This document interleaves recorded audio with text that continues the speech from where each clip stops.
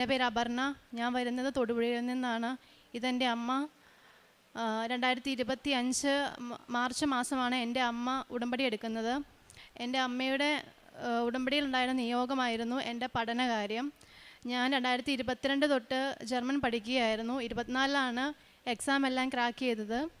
അതിനുശേഷം അമ്മ ഉടമ്പടി എടുത്തതിന് ശേഷം ഞങ്ങൾ ഏപ്രിൽ മാസം ഒരു ഏജൻസിക്ക് എൻ്റെ പ്രോസസ്സിങ്ങിന് വേണ്ടിയിട്ട് പേപ്പറും കാര്യങ്ങളും എല്ലാം സബ്മിറ്റ് ചെയ്തു. ഞങ്ങൾ ഏപ്രിലാണ് സബ്മിറ്റ് ചെയ്യുന്നത്. ഏപ്രിൽ, മെയ് ആയി, ജൂണായി, ജൂലൈ ആയി, ഒരു മൂവ്മെൻറ്റും ഇല്ല. പ്രോസസ്സിങ് നടക്കുന്നില്ല, ഒന്നും നടക്കുന്നില്ല. അവരെ വിളിക്കുന്നുണ്ട്, അവരുടെ ഭാഗത്തു നിന്നുള്ള ഒരു പോസിറ്റീവ് റെസ്പോണ്ടൊന്നും അവർ ചെയ്യുന്നില്ല. അങ്ങനെ അവർ പറഞ്ഞു വിസയ്ക്ക് ഡേറ്റ് എടുക്കാമെന്ന് പറഞ്ഞു. അപ്പം നമ്മളൊരു കോൺട്രാക്റ്റ് ഇല്ലാതെ എങ്ങനെ വിസയ്ക്ക് ഡേറ്റ് എടുക്കുന്നത്? വിസയ്ക്ക് ഡേറ്റ് എടുക്കാൻ പറ്റത്തില്ല. അപ്പോൾ ഇവരോട് ഞാൻ ചോദിച്ചപ്പോൾ ഇവർ പറഞ്ഞു, അല്ല, ആദ്യം വിസയ്ക്ക് ഡേറ്റ് എടുക്കാം, വിസയ്ക്ക് ഡേറ്റ് കിട്ടാൻ ബുദ്ധിമുട്ടാണെന്ന് പറഞ്ഞ് വിസയ്ക്ക് ഡേറ്റ് എടുക്കുന്നു. നവംബർ മാസം 2025 നവംബർ മാസം വിസയ്ക്ക് ഡേറ്റ് എടുക്കുന്നു. അതിനുശേഷം ഇവർ എൻ്റെ ഇൻ്റർവ്യൂ ക്ലാസ്സുകളൊന്നും നടക്കുന്നില്ല, പ്രോപ്പറായിട്ട് അവരൊന്നും നടക്കുന്നില്ല. അപ്പോൾ എനിക്ക് തോന്നി ഇതെന്തോ ഫ്രോഡാണ്, സ്കാമാണെന്ന് എനിക്ക് തോന്നി. പെട്ടെന്ന് ഞാൻ പറഞ്ഞു, ഞാൻ കുറച്ച് പൈസ അടച്ചിട്ടുണ്ടായിരുന്നു, അത് തിരിച്ചു തരണമെന്ന് പറഞ്ഞു. അവർ തിരിച്ചു തരുന്നില്ല, കാരണം കൊടുത്തു കഴിഞ്ഞാൽ ആ പൈസ പോയി, പിന്നെ അവർ കിട്ടൂലല്ലോ, അങ്ങനെയാണല്ലോ പൊതുവേ. അങ്ങനെ എനിക്ക് വീട്ടിൽ ഇത് പറയാൻ പറ്റത്തില്ല, കാരണം വീട്ടിൽ പറഞ്ഞാൽ എന്നെ വഴക്ക് പറയും. അങ്ങനെ അതിനുശേഷം ഞാൻ വീട്ടിൽ പറയാൻ ഇടയായി, ഇതുപോലെ ഒരു സംഭവമുണ്ട്, അവർ പൈസ കുറച്ച് മേടിച്ചു, അങ്ങനെയൊക്കെ.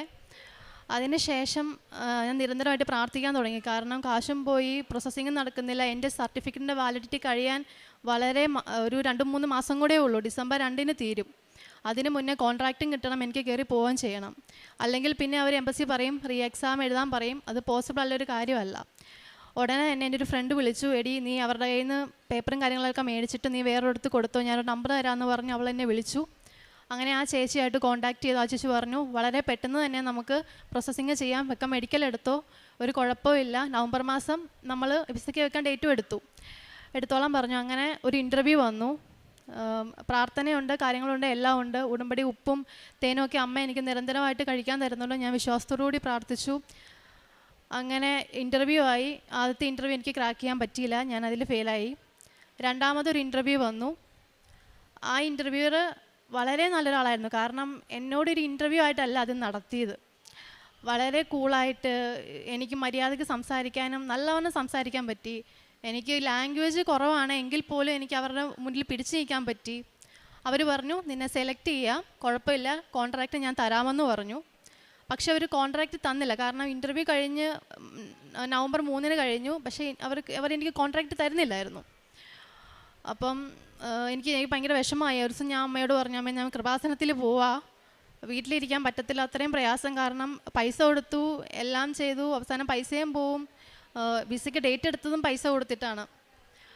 അങ്ങനെ പ്രാർത്ഥിച്ച് ഞാനിവിടെ വന്നു. അപ്പോൾ അമ്മ പറഞ്ഞു, എടി നീ പോണ വഴിക്ക് ചിലപ്പോൾ നിനക്ക് കോൺട്രാക്റ്റ് കിട്ടിയേക്കും, എനിക്കങ്ങനെ തോന്നിയെന്ന് എൻ്റെ അമ്മ പറഞ്ഞിരുന്നു. അപ്പം അമ്മ പറഞ്ഞു, എന്നാൽ നല്ല കാര്യം എന്നും പറഞ്ഞ് ഞാൻ ഇവർ കൃപാസനത്തിൽ എത്തിയില്ല. ഞാൻ 9:30 ആകുമ്പോൾ ഇവിടെ എത്തുന്ന രാവിലെ. പക്ഷേ 9:15 നവംബർ 17-ാം തീയതി 9:15 എനിക്ക് എൻ്റെ കോൺട്രാക്റ്റ് വന്നെന്ന് പറഞ്ഞ് എനിക്ക് മെയിൽ വന്നു. ഞാൻ ഇവിടെ എത്തുന്നതിന് മുന്നേ തന്നെ പരിശുദ്ധ അമ്മയും ഈശോയും എനിക്ക് ആ കോൺട്രാക്റ്റ് നൽകി എന്നെ അനുഗ്രഹിച്ചു. അപ്പോൾ എനിക്ക് സന്തോഷമായി. ഞാൻ ആദ്യം കോൺട്രാക്റ്റ് കാണിക്കുന്നതും മാതാവിനെയാണ്, വേറെ ആരെയും അല്ല. ഇവിടെ വന്നതിന് ശേഷമാണ് ഞാൻ ഓപ്പൺ ചെയ്ത് നോക്കുന്നതും മാതാവിനെ ആദ്യം കാണിക്കുന്നതും. അതിനുശേഷമാണ് ഞാൻ വീട്ടിലൊക്കെ വിളിച്ച് പറയുന്നത് കോൺട്രാക്റ്റ് വന്നെന്ന്. എങ്കിൽ പോലും മറ്റൊരു പ്രശ്നം അതിലുണ്ടായിരുന്നു. സർട്ടിഫിക്കറ്റിൻ്റെ വാലിഡിറ്റി കഴിയാൻ ദിവസങ്ങൾ മാത്രമേ ഉള്ളൂ. അന്നേരമാണ് ഞാൻ വിസയ്ക്ക് സബ്മിറ്റ് ചെയ്തു. വിസയ്ക്ക് സബ്മിറ്റ് ചെയ്യാൻ പോയപ്പം ഉപ്പിട്ട് പ്രാർത്ഥിച്ചിരുന്നു. BFS ഓഫീസിൽ ബയോമെട്രിക് എടുക്കാൻ പോയപ്പോൾ എല്ലായിടത്തും ഞാൻ ഉപ്പിട്ട് പ്രാർത്ഥിച്ചിരുന്നു. അതിനുശേഷം അപ്പോൾ എനിക്കൊരു ഉറപ്പായി. അപ്പോൾ തന്നെയല്ല, എനിക്കൊരു അടയാളവും കാണിച്ചു തന്നിരുന്നു മാതാവ്. ഒരു നീല ഫയലിലാണ് എൻ്റെ എല്ലാ ഡോക്യുമെൻസും വെച്ചിരുന്നത്, സേഫാക്കി. അപ്പം ഞാനത് മാതാവിനോട് പറഞ്ഞിരുന്നു, എനിക്ക് എന്തെങ്കിലും ഒരു അടയാളവും കാണിച്ചു തരണമെന്ന് പോകുന്നതിന് മുന്നേ. അങ്ങനെ എനിക്കത് കിട്ടി. വിസയ്ക്ക് സബ്മിറ്റ് ചെയ്തു. അതിനുശേഷം വിസ വരാനുള്ളൊരു ടൈം ഉണ്ടല്ലോ. എൻ്റെ വിസയ്ക്ക് അത്യാവശ്യം നല്ല ടൈം എടുക്കും. പക്ഷേ ഞാൻ മാതാവിനോട് പ്രാർത്ഥിച്ചു, എത്രയും വേഗം എനിക്ക് കിട്ടിയാൽ കൊള്ളാമായിരുന്നു. കാരണം വാലിഡിറ്റി തീരാൻ കിടക്കുന്നു. തന്നെയല്ല, ക്രിസ്മസ് ന്യൂ ഇയർ വെക്കേഷനാണ്. അപ്പോൾ എംബസികളൊന്നും വർക്കിംഗ് അല്ലായിരിക്കും, അവരെല്ലാം ക്ലോസ് ചെയ്തിടും. അപ്പോൾ പെൻഡിങ്ങിൽ കിടന്ന് കഴിയുമ്പോൾ പിന്നെ അവർ നോക്കുമ്പം വാലിഡിറ്റി കഴിഞ്ഞു, ഉടനെ റിജക്ഷനാണ് എനിക്ക് പിന്നെ സംഭവിക്കാൻ പോണ ഒരു കാര്യം. അതെനിക്ക് നല്ലവണ്ണം അറിയായിരുന്നു. അങ്ങനെ അമ്മയോട് നിരന്തരമായിട്ട് ഞാൻ പ്രാർത്ഥിച്ചുകൊണ്ടിരുന്നു. അമ്മയോട് ഞാനൊരു അടയാളം ചോദിച്ചു, എന്തെങ്കിലും എൻ്റെ വിസയെ എന്തെങ്കിലും ഒരു മൂവ് ചെയ്യുന്ന ഒരു അടയാളം ഞാൻ ചോദിച്ചിരുന്നു. എനിക്കൊരു സ്വപ്ന ദർശനം ഉണ്ടായി. ഞാൻ സ്വപ്നത്തിൽ കാണുന്നത് എൻ്റെ കയ്യിൽ ഒരാൾ വന്നിട്ട് ഒരു പേപ്പർ, ഒരു കവർ തരുന്നു. ആ കവർ ഞാൻ തുറന്ന് നോക്കിയപ്പോൾ യെസ് അപ്രൂവ്ഡ് എന്നാണ് കാണിച്ചേക്കുന്നത്. അത് കണ്ടപ്പോൾ എനിക്ക് വളരെ സന്തോഷമായി. അതൊരു സ്വപ്നമാണ് ഞാൻ കാണുന്നത്. അപ്പം സ്വപ്നം കണ്ട് ഞാൻ വീട്ടിൽ പറഞ്ഞു, അമ്മ ഇങ്ങനെ ഞാനൊരു സ്വപ്നം കണ്ടിരുന്നു, മാതാവാണോ കാണിച്ചു തന്നതെന്നാണ് തോന്നുന്നത്, എൻ്റെ വിസ അപ്രൂവ് ആവും, എനിക്ക് കുഴപ്പമൊന്നുമില്ലെന്നാണ് ഞാൻ തോന്നുന്നതെന്ന് ഞാനിങ്ങനെ മനസ്സിൽ അമ്മയോടും ഞാൻ വീട്ടിലും പറഞ്ഞു. അങ്ങനെ ഞാനത് പിന്നെ വെയിറ്റ് ചെയ്തു. എന്നിട്ട് പിന്നെ എനിക്ക് ടെൻഷൻ, ഒരു ചെറിയ ടെൻഷൻ, ഇനി എന്തെങ്കിലും റിജക്ഷൻ സംഭവിക്കുവേ. എന്നിട്ട് ഞാൻ പിന്നെ മാതാവിനോട് ചോദിച്ചു, മാതാവേ ഒരടയാളം കൂടെ എനിക്ക് കാണിച്ചു തരണേ എന്ന് ഞാൻ പ്രാർത്ഥിച്ചു. അങ്ങനെ ഞാൻ മാതാവിനോട് പ്രാർത്ഥിച്ചൊരു കാര്യമായിരുന്നു. എല്ലാവരും പറയുന്നത് കേൾക്കാം, എന്താ വിസ 7ാമത്തെ പേജിലടിച്ച് കിട്ടി, 9ാമത്തെ പേജിലടിച്ച് കിട്ടിയെന്നൊക്കെ. അപ്പം ഞാനും മാതാവിനോട് പ്രാർത്ഥിച്ചു. കാരണം മാതാവിടെ പ്രത്യക്ഷപ്പെട്ടത് ഡിസംബർ 7-നാണ്, ഞാൻ ജനിച്ചത് ഒരു 17-ാം തീയതിയാണ്. അതേപോലെ തന്നെ അങ്ങനെ പിന്നെ എനിക്ക് കോൺട്രാക്റ്റ് കിട്ടിയത് ഒരു 17-ആണ്. അപ്പോൾ 7 എന്ന് പറഞ്ഞ നമ്പർ എനിക്കൊരു വലിയ കോൺഫിഡൻസ് ആയിരുന്നു. അപ്പം എനിക്ക് 7ാമത്തെ പേജിൽ എൻ്റെ വിസ അടിച്ച് കിട്ടണമെന്ന് ഞാൻ നിരന്തരമായി പ്രാർത്ഥിച്ചു. അമ്മയോട് ഞാൻ പറഞ്ഞു, ഞാൻ ആരോടും പറഞ്ഞില്ല, അമ്മയോട് ഞാൻ പറഞ്ഞു, പരിശുദ്ധ അമ്മയോട് ഞാൻ പറഞ്ഞു, എനിക്ക് കിട്ടിയാൽ കൊള്ളാം മാതാവേ, എനിക്കത് കാണിച്ചു തരണമെന്ന് ഞാൻ പ്രാർത്ഥിച്ചു. അതിനുശേഷം അമലോത്ഭവ തിരുനാളാണല്ലോ ഡിസംബർ 8-ന്. അപ്പം ഞാൻ തിരുനാളിൻ്റെ അന്നോ 8-ാം തീയതിയോ ഡേറ്റ് ഇട്ട് ഞാൻ പ്രാർത്ഥിച്ചു. 8-നോ 9-നോ എനിക്കെൻ്റെ വിസ കിട്ടണമെന്ന് ഞാൻ പ്രാർത്ഥിച്ചു. പക്ഷേ അത് പോസിബിൾ ആയിട്ടുള്ള കാര്യമല്ല, എങ്കിൽ പോലും ഞാൻ പ്രാർത്ഥിച്ചു, മാതാവ് എനിക്കൊരു സന്തോഷ വാർത്ത, മാതാവിൻ്റെ തിരുനാളിലെ എന്തെങ്കിലും എനിക്കൊരു സന്തോഷ വാർത്ത തരണമെന്ന് ഞാൻ ഡേറ്റ് ഇട്ട് പ്രാർത്ഥിച്ചു. 8-ന് അനക്കൊന്നും സംഭവിച്ചില്ല. 9-ാം തീയതി അതുപോലെ തന്നെ. പിറ്റേ ദിവസം 10-ാം തീയതി ആയപ്പം എനിക്ക് പെട്ടെന്ന് എൻ്റെ ഫോണിലോട്ടൊരു മെസ്സേജ് വന്നു, VFS ഓഫീസിൽ നിന്നാണ് എൻ്റെ പാസ്പോർട്ട് ഡിസ്പാച്ച് ആയിട്ടുണ്ടെന്നും പറഞ്ഞ്. ഞാൻ ഷോക്കായിപ്പോയി. കാരണം പെട്ടെന്ന് കിട്ടാത്തൊരു സാധനം മാതാവിനോട് ഞാൻ പ്രാർത്ഥിച്ചെങ്കിൽ പോലും. അപ്പോൾ എനിക്ക് ഭയങ്കര അത്ഭുതമായി, അയ്യോ മാതാവ് ഇത് നടത്തി തന്നോ, എന്തായിരിക്കും ആ പാസ്പോർട്ടിൻ്റെ ഉള്ളിൽ എന്തായിരിക്കും എന്ന്. ഞാൻ 15-ാം തീയതി പോയി പാസ്പോർട്ട് കളക്ട് ചെയ്തു.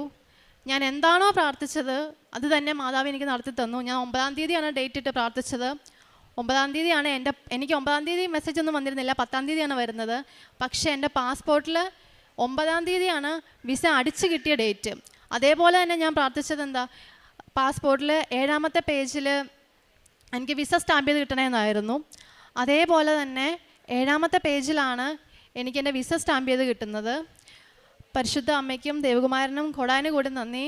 ഞാൻ ഈ ജനുവരി 30-ന് ജർമ്മനിക്ക് പോവാണ്. ഞാൻ ഒരുപാട് ട്രൈ ചെയ്തിട്ടാണ് കിട്ടിയത്. നിരന്തരമായിട്ട് പ്രാർത്ഥിച്ചതിൻ്റെ ബലവും പിന്നെ അച്ഛൻ്റെ ധ്യാനവും അതേപോലെ തന്നെ ഡെയിലി ബ്രെഡും എന്നെ ഒത്തിരി ഇൻസ്പയർ ചെയ്തു. കാരണം not by merit but by grace. എനിക്ക് എൻ്റെ കഴിവിൽ വിശ്വാസം ഉണ്ടായിരുന്നു, പക്ഷേ പയ്യെ അതൊക്കെ പോകാൻ തുടങ്ങി. പിന്നെയാണ് ഞാൻ ദൈവത്തിൽ ആശ്രയിച്ചത്. അങ്ങനെയാണ് എനിക്കിത് കിട്ടിയത്. അതേപോലെ തന്നെ ഞങ്ങളുടെ പ്രേക്ഷിത പ്രവർത്തനം പത്രം എല്ലാവർക്കും കൊടുക്കും. പിന്നെ പത്രം കൊടുക്കുമ്പോൾ എനിക്ക് കുറച്ച് ബുദ്ധിമുട്ടെന്ന് വെച്ചാൽ ഇത് അർഹിക്കുന്ന ആൾക്കാരുടെ കയ്യിൽ കിട്ടാൻ നല്ല പാടാണ്. കാരണം നമ്മൾ പലരുടെയും കയ്യിൽ കൊടുക്കുമ്പോൾ അവിടെയിലേക്ക് ഇട്ടിട്ട് പോവും.